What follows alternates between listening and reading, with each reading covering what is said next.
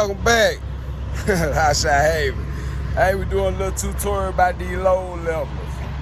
We're gonna show you how they go into being load levels. Okay, let's start.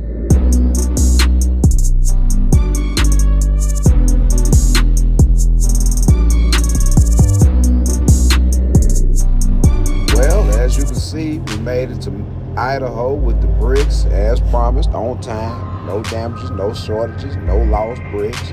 And the forklift driver was taking his time unloading me because they need to see where they needed to have it at. And before I went to my next pickup, which would require load levels, I thought it would be nice and advantageous on time to combine getting unloaded and setting up for my next load as I normally do. But I just chose to record it for you guys, and so you can see how we put the load levelers together and how they work to create a flat level loading surface for items that extend past the upper deck or that may extend the whole length of the trailer depending on weight. So like I said, I just want to take a moment and show you all the components and show you how they go together, and then we'll cut to being at the shipper for the next load, and you guys will see how we finish the apparatus that actually levels the load.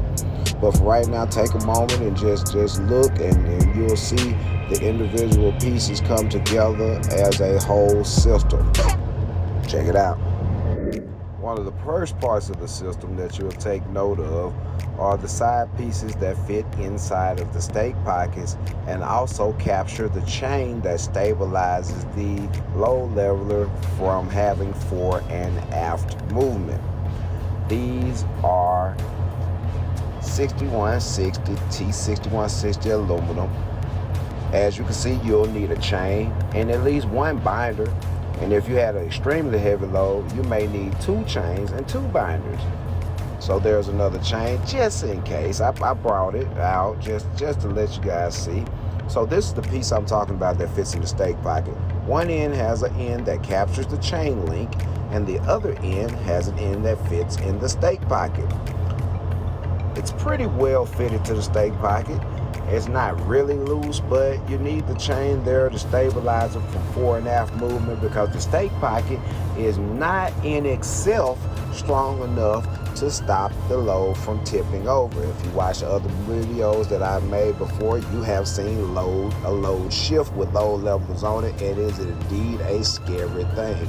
That's why I say if it's super heavy, which this load is not going to be super heavy, it's one of those incidents where you really want to use a chain, 2 binders, or 2 chains and 2 binders just to secure those side pieces.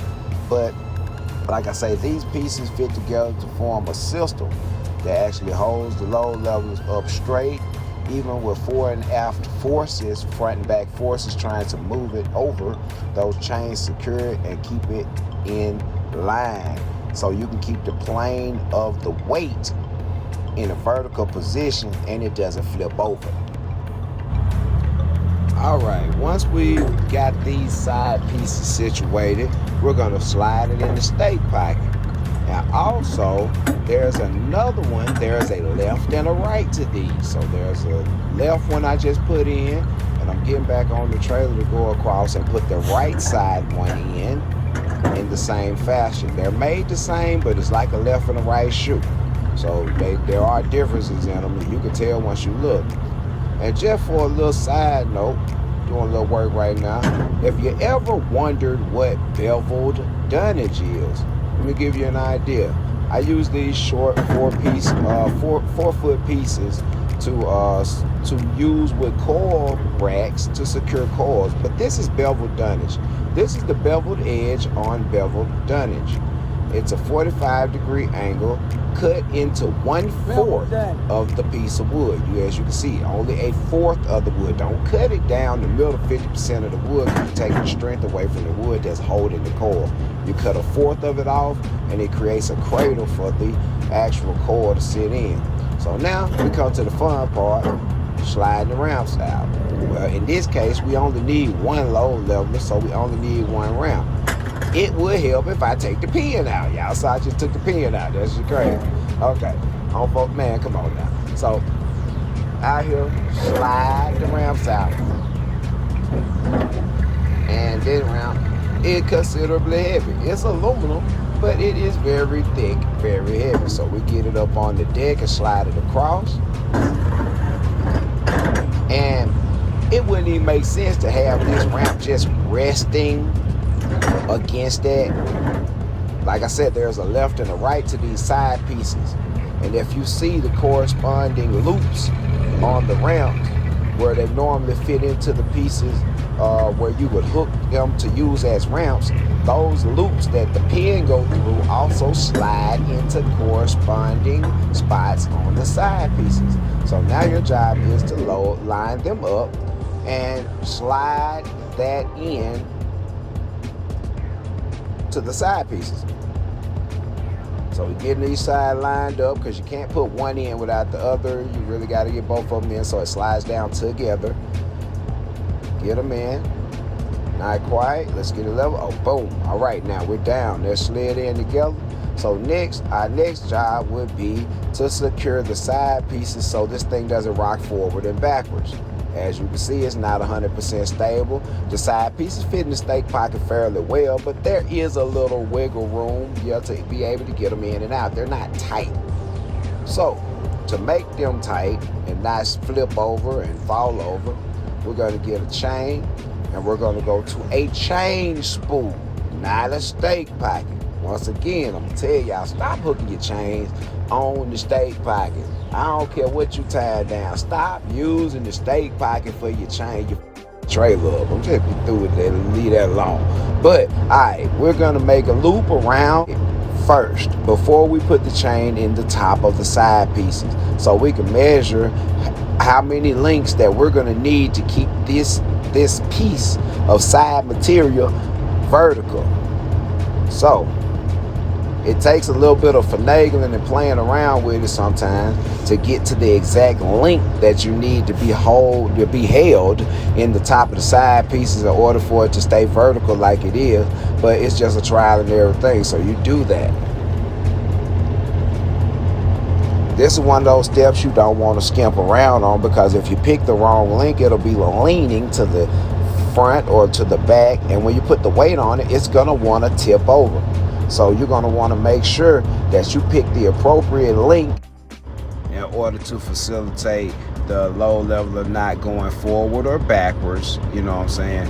And like we see now, it can move. So you want to make sure the chain is all the way tight such that in the vertical position, so you know it only gets tighter. It won't move anymore, but it's not going to stretch or anything. It's just going to get tighter, and make sure your link is appropriate. And now you have a triangulated piece that you can go underneath another one of your chain spools and proceed to repeat this on the other side. Welcome back. Hotshot Haven. Hey, we're doing a little tutorial about these low levels. We're going to show you how they go into being low level. Okay, they start out being ramps, and as I stated earlier, we have some end pieces that fit inside of the stake pocket. They fit inside of the stake pocket, and they have a spot for a loop in a chain to go through. That is captured.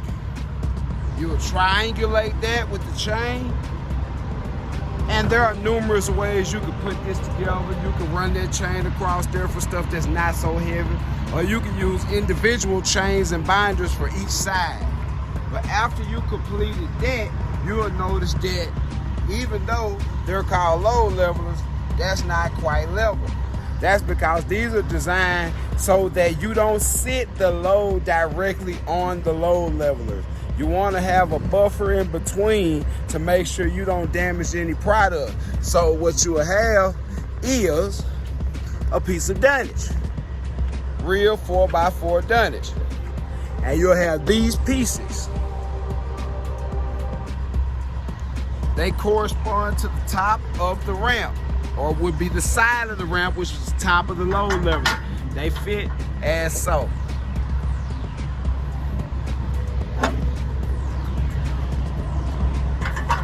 Couple of those in there. So you see, it's like that. Then you'll get your very heavy piece of dunnage. It don't have to be very heavy, but I like to use these big heavy pieces of dunnage just for overkill, I guess. Let's set the camera down and we put our dunnage in that, and I'll show you how it fits and how we secure that.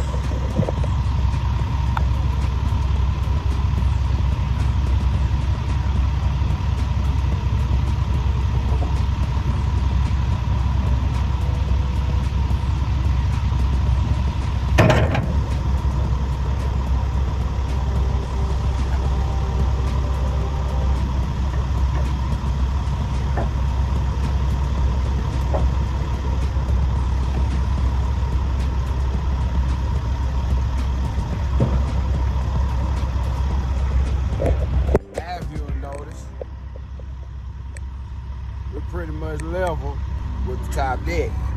Now, until they get it loaded, nothing's holding that piece of wood. So if you were gonna ride with it like this, you might want to put like 3, 4, 5 bungees strapping this onto this piece of wood. I don't ride with it up there unless I'm going very short distances to the next pickup. But just placing it on there and the weight holding it, and as you can see, those H-shaped pieces are doing their job. And this is a heavy duty piece of lumber. So what's gonna happen is I'm gonna clear my deck of the lumber, that lumber that was up there, to make room, and I'm gonna use my 2 straps right here because this area is gonna be empty now, that space. I'm gonna use that area to put my dunnage up. Use what you got, work with what you got. And here you see the results of having low levelers. We have 3 16-foot pods. How do I know they are 3 16-foot pods?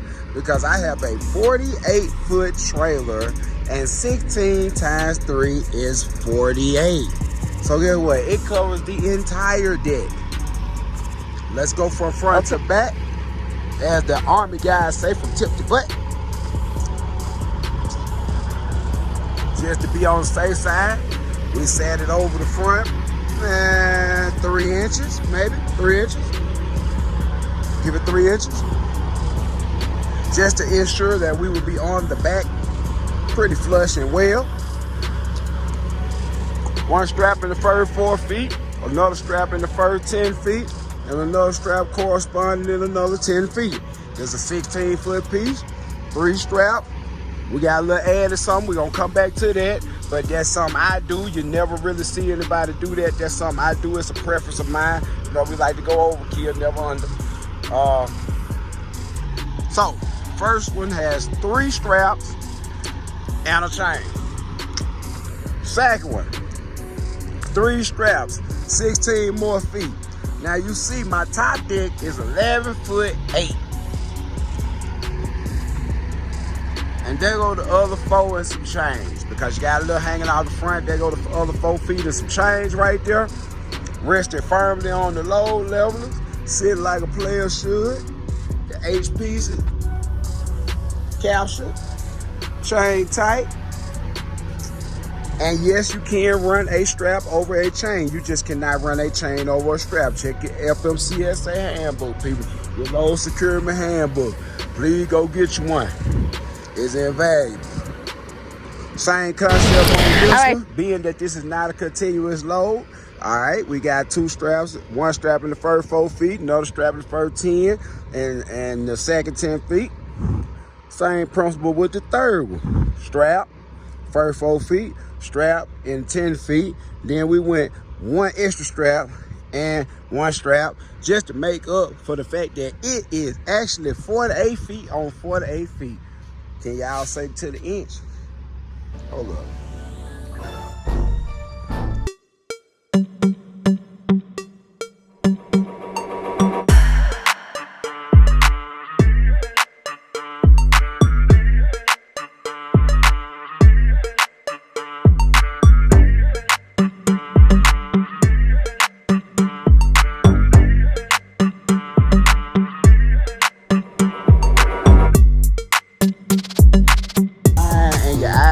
A lot of visual than verbal. So, you know, sometimes this stuff don't actually click till you see it. So that's making up all that space.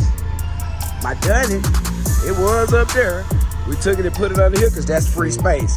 That's also free space. Free space.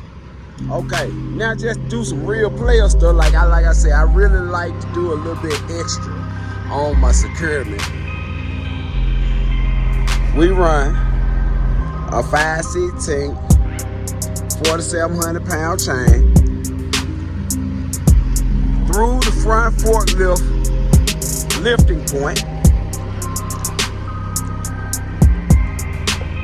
brace to a chain spool off the rug rail, and we only place that on there to help stop forward more momentum and to more stabilize what's going on with the load level, so we don't have any shifting going on. It even further protects it.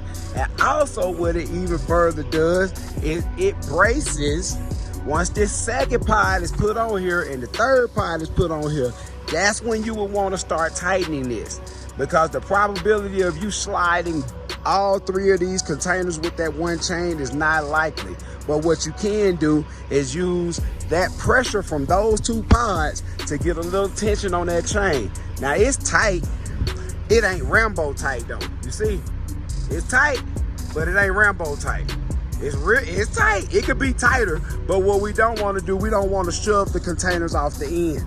And it is completely possible, but you do want to put this stuff under compression if you can, so there's no momentum induced. As long as there's no slack, you will not get any momentum, and momentum is your enemy. I'm telling you, when I pull these cars, when I pull anything, momentum is your enemy. You got to keep this stuff still.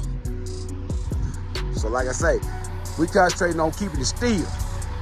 And for all the people that liked or didn't like the whale tail up there, and I kept it, that's kind of why.